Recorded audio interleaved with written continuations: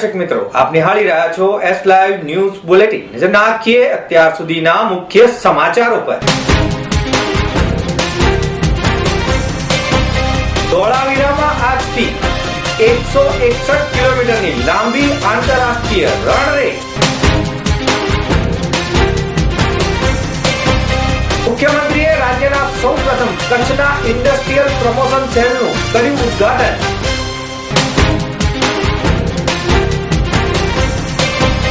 એક દિવસીય પરિષદ ઇન્ડિયા સોલ્ટ સમિટ 2015 નું થયું આયોજન।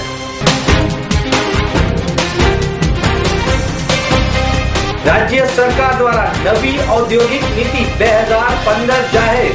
લઘુ મધ્યમ ઉદ્યોગોને પ્રોત્સાહનોની વરજા।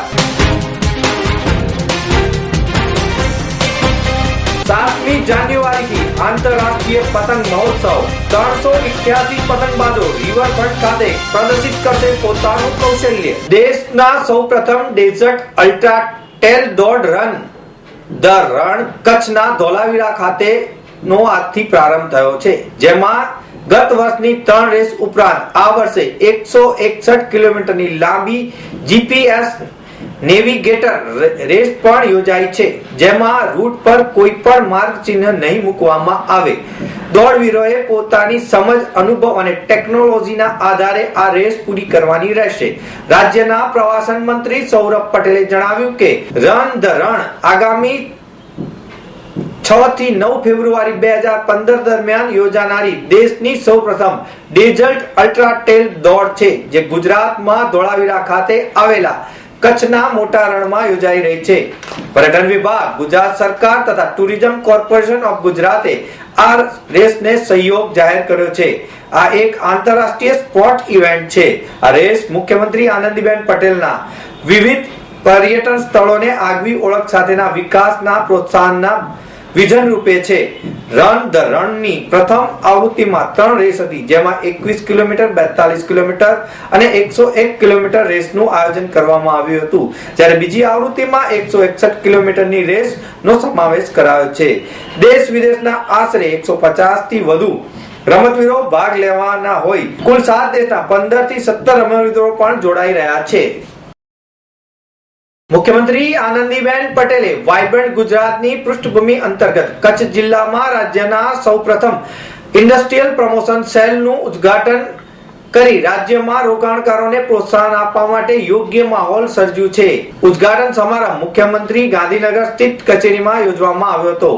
આ પ્રસંગે રાજ્યના નાણામંત્રી અને આયોજન મંત્રી સૌરભ પટેલ, સ્વાસ્થ્ય અને કુટુંબ કલ્યાણ અને ટ્રાન્સપોર્ટ અને શહેરી ગૃહ બાંધકામ બાબત અને કચ્છના પ્રભારી શંકરભાઈ ચૌધરી, કુટીર ઉદ્યોગ, મીઠું અને ગૌરક્ષક બાબતના મંત્રી તારાચંદ છેડા, સંસદીય સચિવ વાસણભાઈ આહિર, પ્રભારી સચિવ જેપી ગુપ્તા, કચ્છ જિલ્લા કલેક્ટર મહેન્દ્રભાઈ પટેલ અને કોઓર્ડિનેટર ઇન્દ્રજીતસિંહ વાળા ખાસ ઉપસ્થિત રહ્યા હતા। આ પ્રસંગે ફોબિયા તરફથી chairman Ashwinbhai Shroff, MD Nimeshbhai Phale, joint MD Talakshibhai Nandu તથા ચિંતન ઠાકર, સંજય રાય, ચેતન કોન્ટ્રાક્ટર, રામચંદ્રન અને મહેન્દ્રસિંહ સોઢા સહિતના મહાનુભાવોએ ખાસ હાજરી આપી હતી।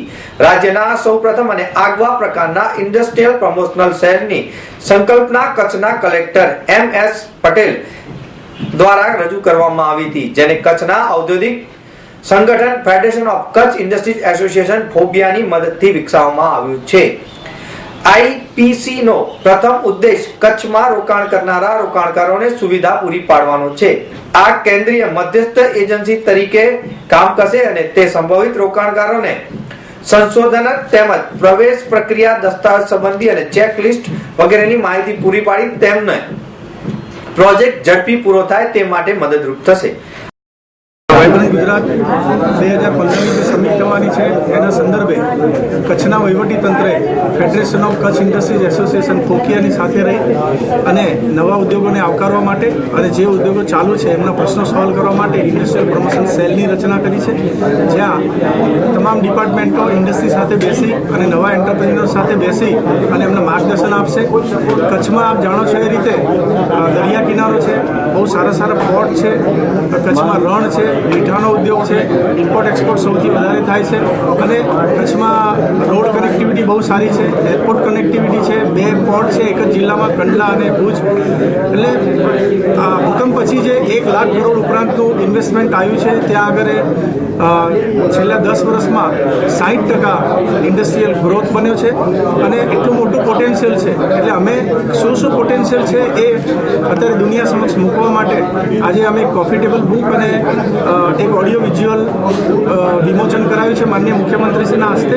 અને વાઇબ્રન્ટ ગુજરાત સમિટ દરમિયાન ઇન્ડસ્ટ્રીયલ કમિશનર અને ઇન્ડેક્સ બી એના ડોમમાં કચ્છનું મટીરિયલ અને કચ્છનું ઓડિયો વિઝ્યુઅલ હાજર રહેશે અને જેટલા એન્ટરપ્રિન્યોર્સ રસ લેશે એ બધાને અમે ચોક્કસ બતાવીશું.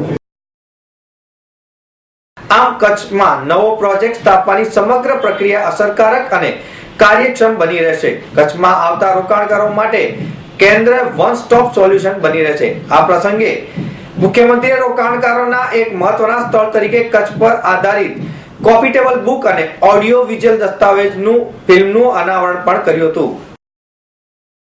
તમામ સોલ્ટ વેલ્યુ ચેઇનના હિતકારકો જેમ કે પ્રોડ્યુસર, પ્રોસેસર, માર્કેટર્સ, નીતિ ઘડવૈયા, સંશોધક, વૈજ્ઞાનિકો, ગ્રાહકો અને વિવિધ આંતરરાષ્ટ્રીય એજન્સીઓને એક સાથે એક મંચ પર લાવવાના હેતુથી અને દેશભરમાં 100% યુનિવર્સલ સોલ્ટ આયોડાઇઝ પ્રાપ્ત કરવાના હેતુથી અમદાવાદની પ્રાઇડ હોટલ ખાતે ગઈકાલે એક દિવસીય પરિસંવાદનું આયોજન કરવામાં આવ્યું હતું. આ પરિસંવાદનો મુખ્ય હેતુ ભારતમાં યુએસઆઈને છેવાડાના હિસ્સા સુધી પહોંચાડવા માટે વિવિધ ફીડબેક વ્યૂહ નીતિ ઘડવાનો હતો.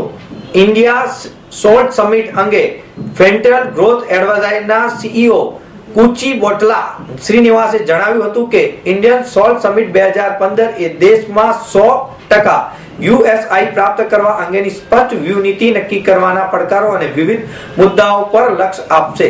તેમાં વિવિધ હિતકારકો અને આ ક્ષેત્રની અદ્યતન ટેકનોલોજી અને મેકેનિઝમ તથા તેમના ખર્ચના લાભો વિશે ચર્ચા પણ કરવામાં આવી હતી. આ સોલ્ટ સમિટનું ઉદ્ઘાટન પ્રદેશ ભાજપના નેતા આઈ.કે. જાડેજા તેમજ રાજ્યમંત્રી છત્રસિંહ મોરી સહિતના મહાનુભાવો દ્વારા કરવામાં આવ્યું હતું.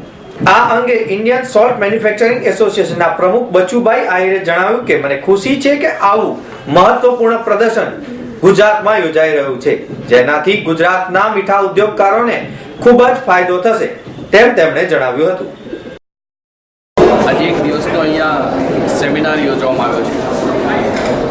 સોલ્ટ ઇન્ડસ્ટ્રીઝના પ્રશ્નોની સાથે સાથે રાજ્ય અને કેન્દ્ર સરકાર માટેની અનેક બાબતો, સોલ્ટ ઇન્ડસ્ટ્રીઝ સામાજિક વિકાસમાં કયા પ્રકારનું યોગદાન આપી શકે અને સ્કિલ ડેવલપમેન્ટ, વેલ્યુ એડિશન વગેરે બાબતોની ચર્ચાની સાથે સોલ્ટ ઇન્ડસ્ટ્રીઝને જે દેશમાં ગુજરાત મોખરાનું સ્થાન ધરાવે છે એને જોઈન્ટલી સમાજ, સરકાર અને સોલ્ટ ઇન્ડસ્ટ્રીઝમાં સંકળાયેલા લોકો કેવી રીતના વધુ સારું કાર્ય કરી શકે એની ચર્ચાઓ હાથ ધરાવવાની છે.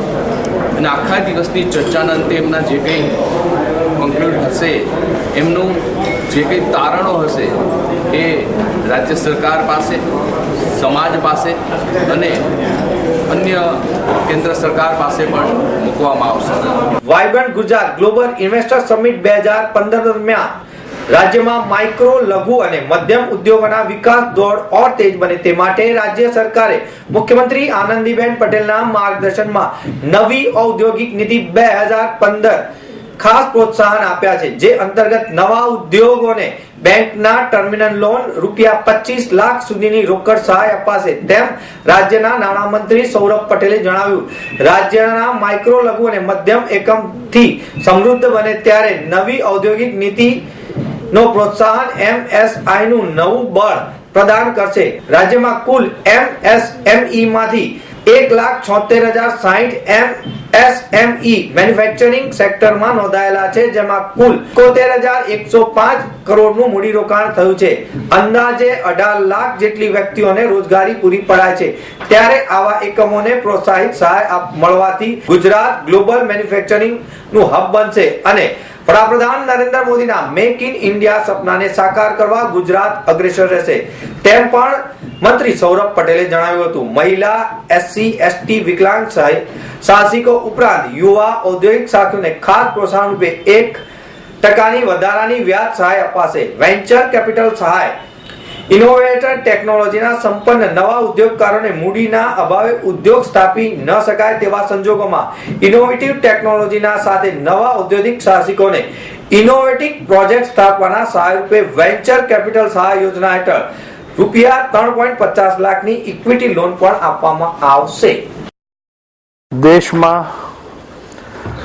ઉદ્યોગ ક્ષેત્રે છેલ્લા 10 વર્ષમાં ગુજરાતે એક નામના મેળવી છે. નંબર 1 સ્ટેટ તરીકે મેન્યુફેક્ચરિંગમાં ઓળખાય છે.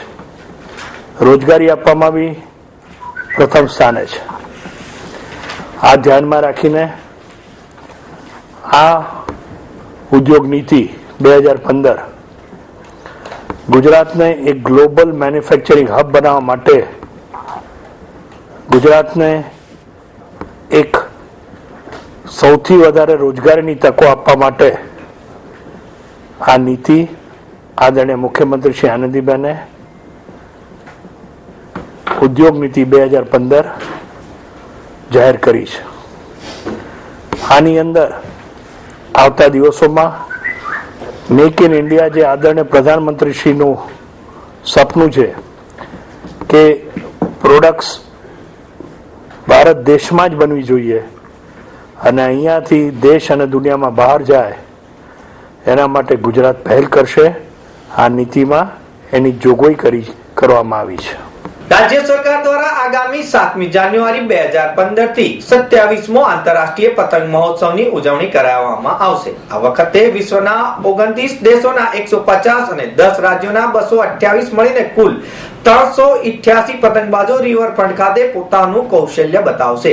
રાજ્યના પ્રવાસન મંત્રી સૌરભ પટેલે પત્રકારોને સંબોધતા જણાવ્યું કે તારીખ 7 થી 13 જાન્યુઆરી દરમિયાન યોજાનારા આંતરરાષ્ટ્રીય પતંગ મહોત્સવ દરમિયાન 9 જાન્યુઆરીએ સાંજે 6:30 કલાકે સાબરમતી રિવરફ્રન્ટ ખાતે પ્રવાસન મંત્રી દ્વારા ક્રાફ્ટ સ્ટોલને અને શહેરી જનતાને પ્રવાસીઓ માટે ખુલ્લો મૂકવામાં આવશે. ત્યારબાદ પ્રવાસન મંત્રી સૌરભ પટેલ અને રાજ્ય કક્ષાના પ્રવાસન મંત્રી જયેશ રાદડિયા અને નિગમના ચેરમેન કમલેશ પટેલ દ્વારા એક તુક્કલ પણ ઉડાડવામાં આવશે. તો સાંજે 7 કલાકે સાંસ્કૃતિક કાર્યક્રમ યોજાશે. તારીખ 10મી જાન્યુઆરીએ સવારે 9 કલાકે રિવરફ્રન્ટ ખાતે રાજ્યના મુખ્યમંત્રી આનંદીબેન પટેલે આંતરરાષ્ટ્રીય પતંગ મહોત્સવ 2015 ને વિધિવત રીતે ખુલ્લો મૂકશે અને પતંગબાજોના ઉત્સાહને વધારશે.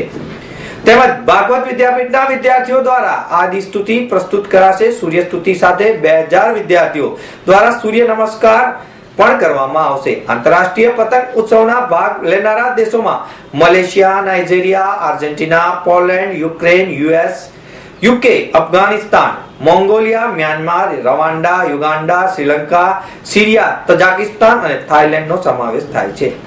જ્યારે દેશના રાજ્યોમાં કેરળ, કર્ણાટક, પશ્ચિમ બંગાળ, મહારાષ્ટ્ર, તામિલનાડુ, મધ્યપ્રદેશ, ગુજરાત, રાજસ્થાન, ચંદીગઢ અને ઉત્તર પ્રદેશનો સમાવેશ થાય છે. તો મિત્રો, આ હતા અત્યાર સુધીના મુખ્ય સમાચાર. સમાચારની ખાસ ગતિવિધિ માટે આપ નિહાળતા રહો S Live ન્યૂઝ બુલેટિન. નમસ્કાર.